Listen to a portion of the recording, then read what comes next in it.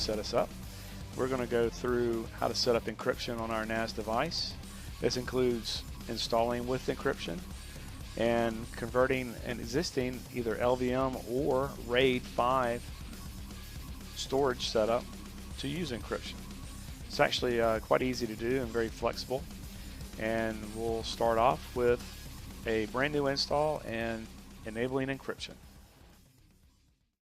Okay, here we are back in the CentOS 7 install. So we're going to install the OS again, and this time we're going to do encryption. So I'm going to pretty much do the same type of install I did at the beginning until we get to the hard drive section, so I will speed up during the initial part. Okay, so now we need to select our hard drives. I have a 128 gigabyte OS drive and then only an 8 gigabyte storage drive, and the reason it's 8 gigabytes is because when we do encryption it has to encrypt the entire drive, which would take forever if it was a terabyte drive. So for demonstration purposes we'll just do 8 gigabytes. Again, we'll go into manual partitioning and automatic. Okay, so we've got the boot on 1 gigabyte, our root on a 50 gigabyte, swaps 2 gigabytes, and it set up a home, which we're not going to use on, and for some reason it gave it 82.99 gigabytes. I don't know why. Anyway, for the boot, we're going to tell it not to use the 8 gigabyte drive. We just want the OS drive. And then for our volume group that it automatically set up, we only want to use the OS drive. So hit save. Now, this that it's got classified under data, we're not calling it home, we're going to call it NAS. And we are not going to use this volume group, we're going to use a new one. So we create a new volume group, we're going to call it, I'm just going to call it NAS like I did last time. This one will only use the 8 gigabyte drive. We don't use the encrypt here. We're going to use the encrypt at the device level. And we want to use all of the capacity, so I think we shall put, let's put 10 gigabytes just to make sure it grabs everything. Yes, it did. So one last thing is the file system. We used XFS last time, and there's nothing wrong with XFS except that you can't shrink it, or you can't shrink it easily. So I'm going to change it to ext4. Don't have to do that, but I just want to try a different file system. And we're going to change the name to NAS. Okay, so now back here, we want to change. Okay, that's still set. Good. We want to change our swap to use 4 gigabytes, which is what we had last time. And we want to increase our root to take up the rest. And that should do it. We have 1 megabyte still free. And the rest of this, yeah, the rest is good. So we'll hit done. Notice it's now asking for a passphrase. So put in a password. Don't make it the same as your root password or any other password. And we'll save. And it's telling us what it's going to do. We'll hit accept. And now we're ready to do our install. We'll click begin. Okay, and while it sets up, I'll turn on the time machine. I'll go ahead and set the root password and user creation like last time.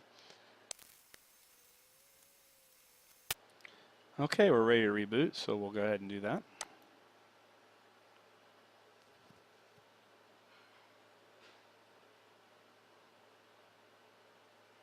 Okay, you notice during the reboot that is now asking for the passphrase, and it does this so it can mount the storage drive. So let's put in our passphrase. And if you forget your password or you didn't type it in right, then you're going to be kind of screwed.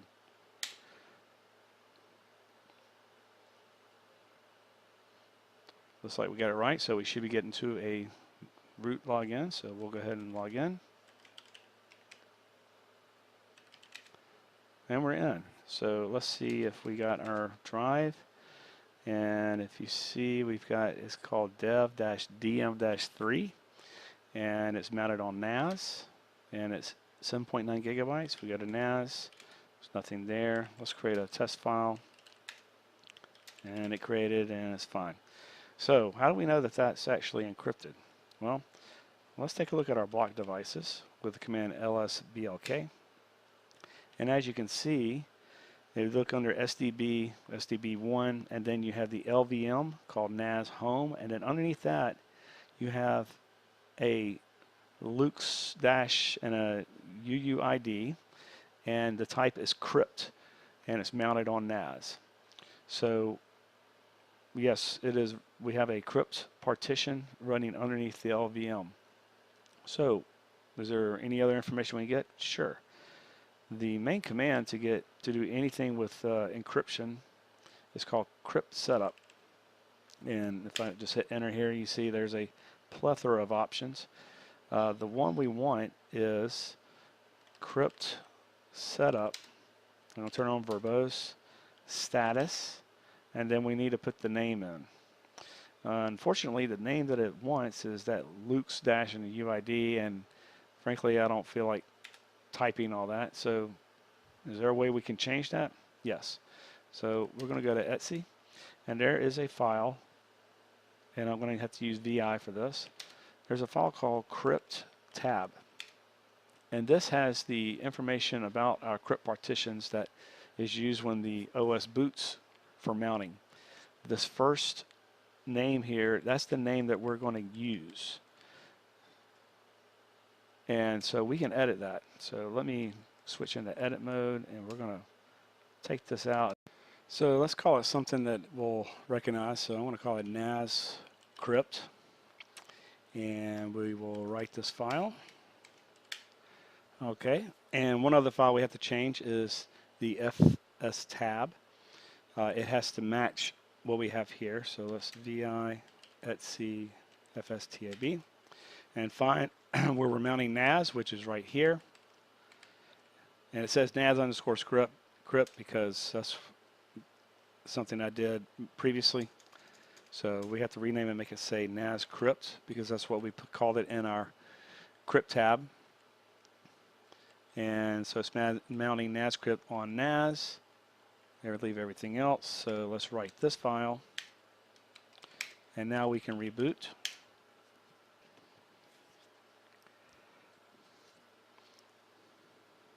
Okay, of course we've got to enter our passphrase for our, notice it says NAS Crypt there.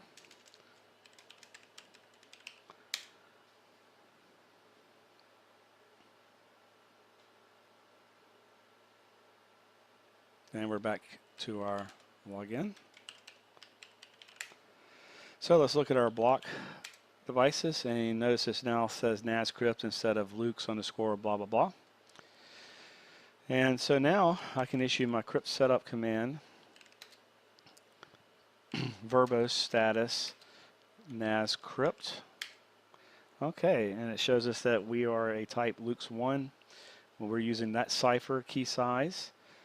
There's our device, mapper NAS-home, and we're in rewrite mode. Everything looks good.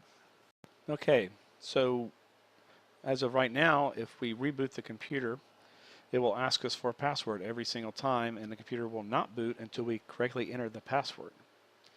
Well, what if we don't want this behavior? What if we want the computer to automatically boot up and mount our encrypted drive all by itself? For example, if the power goes out and we don't want to have a user nearby to enter it in, or if we're running headless and we don't even have a keyboard hooked up. Well, there's definitely a way around this, and that's by using a key file. So first we need to create the key file, and we can put it anywhere on the computer.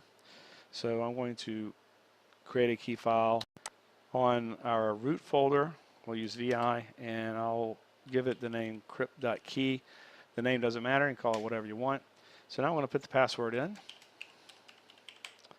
Whoops, have to insert. There we go. Okay, so now we're going to write quit. Now let's look, and yes, there's our crypt file. But if you look at the permissions, root has rewrite, the group root has read, and other has read, which means anybody can read this file. And the password is in clear text, so that's definitely not something we want to have. So we're going to change the permissions so that only root, the user, can read the file. The file cannot be changed.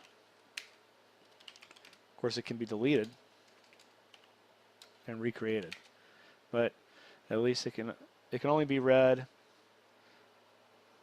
by root, not by anybody else. So the next thing we have to do is we have to edit our Crypt tab to use the file. So we'll drop into VI, and we'll go all the way to the third column where it says none. None means to prompt the user during boot for a password. But if we change that and point it to a file, then it will attempt to use the contents of the file as a password during boot. So we'll write those changes. Okay, so now the last thing we have to do is we have to add this file to the keyring for our encrypted device. What's a keyring? It's a list of approved authentication methods. We already have one, and that's the typed in password. So now we need to add the contents of the file in as our second keyring. And we can have up to 10, but in our case we only need these 2. So to add to the keyring, we go to Crypt Setup. The command is Luke's add key, if I can spell, there we go, add key. Our device is going to be the LVM, and give it the file to the, it asks for the passphrase,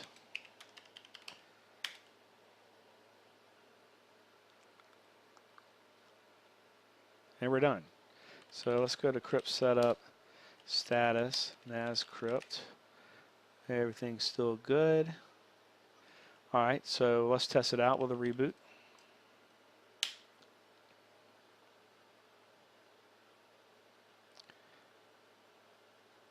And we're booting up. Didn't ask for a password. We should get our root login. There we go. We'll log in just to check things. And there's our NAS already mounted. There's our test file. We're good. So we have successfully created a encrypted LVM during the install of the OS and set it up to automatically mount and decrypt at boot. So the next thing we're going to do is convert an existing LVM to be encrypted. So we'll do that in the next video, since this video is almost 13 minutes long. So I hope you found this video useful. Please like it and give me any comments down below. And we would appreciate it if you subscribed and hit the bell and shared this video. And hope to see you guys later. Thanks for watching.